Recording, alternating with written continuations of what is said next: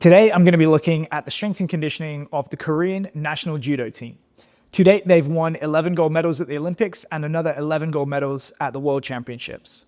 Now, that number might seem relatively small compared to their neighbor, Japan, but you have to consider a few things. Historically, the relationship between Japan and Korea has been a little bit strained, so for a long time, there wasn't much cultural exchange. They have less than half the population, and also Korean judo has to compete for talent with the national sport of taekwondo. Consequently, I think their achievements are extremely impressive, and in a word, their strength and conditioning setup is outstanding. If you're lazy and you don't want to program for yourself, obviously visit jackjitsu.net. But if you don't want to spend the money because you're cheap, or you do want to program for yourself and you could only copy one program, make it this one. They have covered pretty much every aspect of physical preparation for grappling in this program.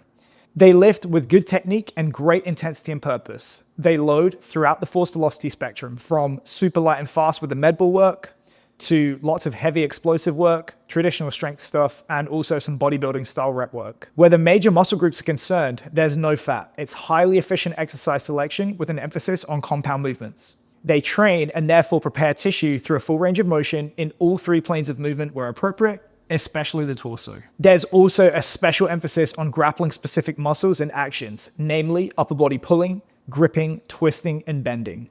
All the classics are there. Some very heavy rope climbs, pull-ups, heavy clean pulls, rope and band conditioning, and direct forearm and grip work. When they condition, they don't try and thread the needle of doing judo and conditioning at the same time. Rather, they pick something that's simple and easy to load, and then they work well above the intensity of the sport. And you can see a concerted effort to take the athletes off feet when they're performing low intensity conditioning below the intensity of the sport. You can tell the athletes are well coached because they're also coaching one another. And I think the staff is doing really well managing large group sizes. The facility is impressively laid out and equipped, but at the same time, you can tell they didn't go out and just buy a bunch of gimmicky crap. Top to bottom, program-wide, I thought the Korea Judo Association absolutely nailed this. Are there things that I would tweak or do a little bit differently?